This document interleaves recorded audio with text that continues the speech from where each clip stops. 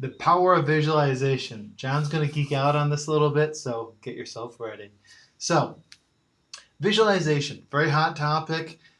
It's used by sports professionals. I'll give you some examples. They've done a whole bunch of scientific tests on it. Fascinating stuff. I'll give you some nice details on that.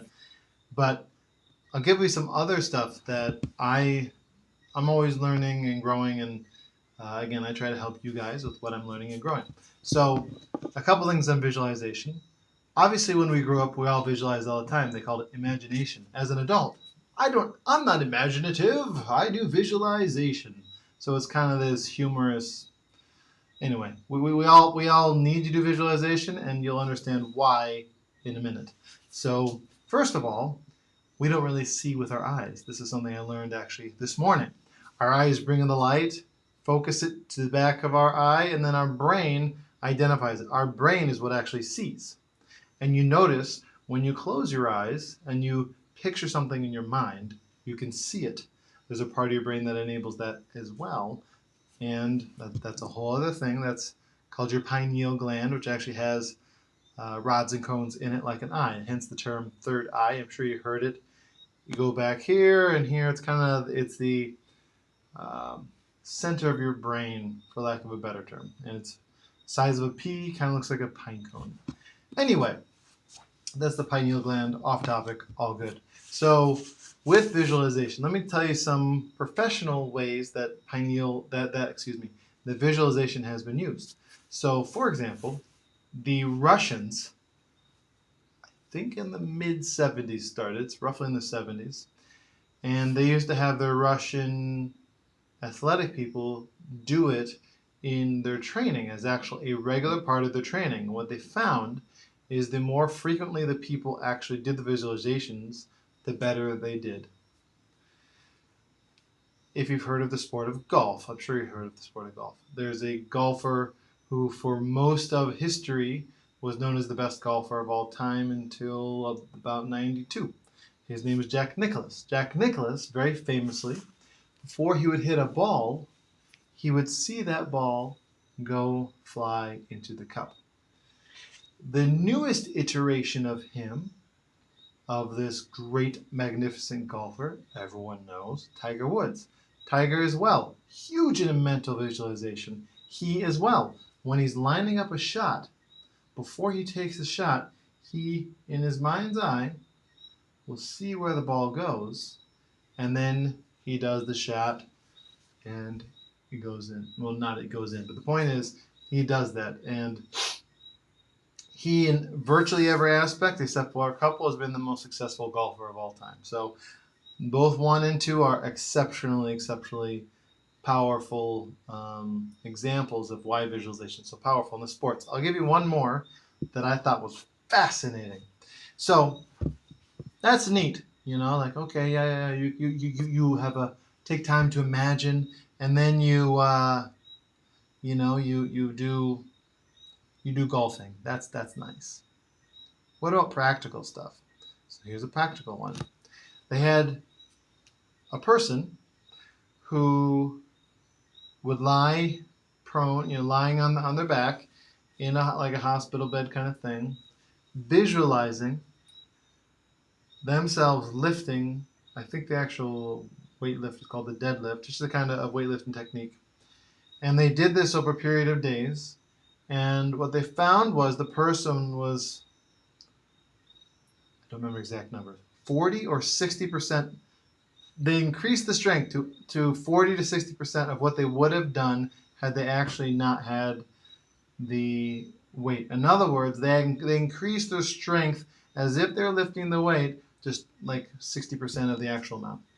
And it may have been 40%. But regardless, any sort of strength increase without actually lifting weight is incredible. Imagine that if you can actually feel, and they would actually literally have them like breathe and feel like they wouldn't actually do the contractions, but they would, in their mind's eye, imagine their body doing the contractions and then going down. And then what they also did, this was around the time the Russians were doing this kind of stuff, they investigated all the little muscles that people are using when they're imagining.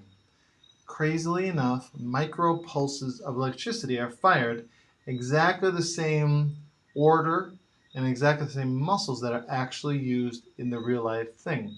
I think they're looking at this, maybe a power lifter or a runner, I can't remember, but fascinating, right? So the body doesn't know, and here's what they figured out.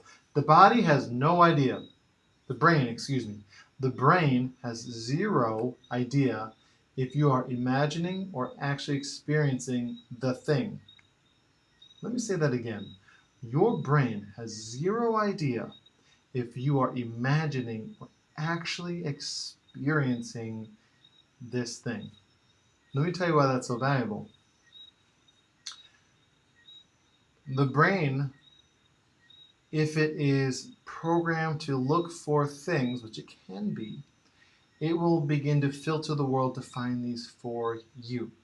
So here, this is a power, one of the easy examples that I like to use, and I've used in a bunch of workshops. So if you've been to a workshop, you've heard it before, of the part of the brain that leverages visualization and emotion to help you to find what you're looking for or what it wants you to look for. Here's the example.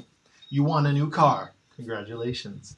You want to get this car. You're going to purchase this car. You go on the website, find the car.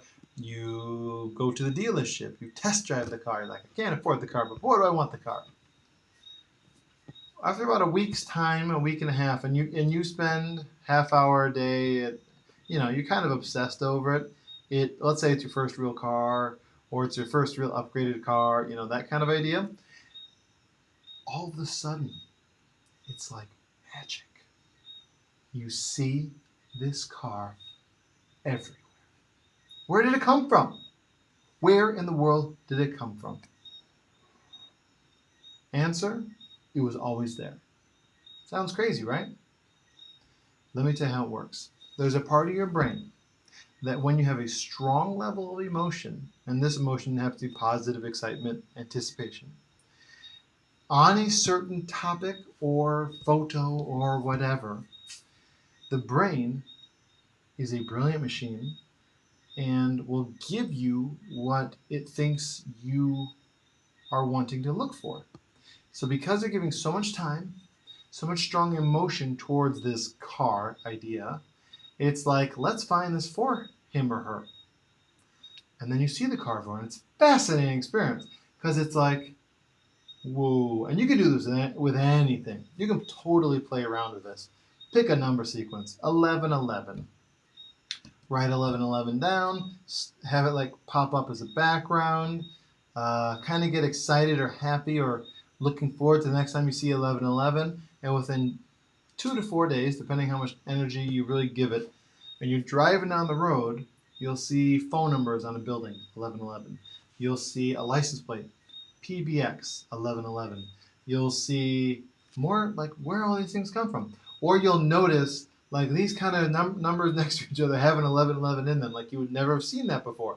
Because the point is, your brain filters looking for what it thinks that you are showing it to be important, because you're showing it to be important because you're giving it a lot of attention. So, and then there's the famous example, if anyone's seen the movie The Secret. And in The Secret, one of the people named John Assaraf is talking about how he has a 5-year-old, a 4-year-old, and he's going through his old vision boards. And vision boards are just a series of photographs of various things that you want to pay attention to, of things that you want. And it was a picture of a house. And it was, like a 10-year-old vision board or something. And then John, the guy, picks it up and he looks at it, and he realized they were living in the house. The physical house that he had a picture of was the house they were living and he had totally forgotten that.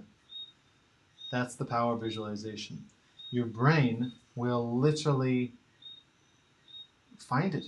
And then the cool thing is, the divine, I believe, the universe, the divine, God, whatever term you want to do, ask and ye shall receive, will do its best to literally line everything up for you to get it for you. Sounds cool, right? I thought so. So that's the power of visualization. If you have any questions, do you do it? I'd love to hear your feedback on it.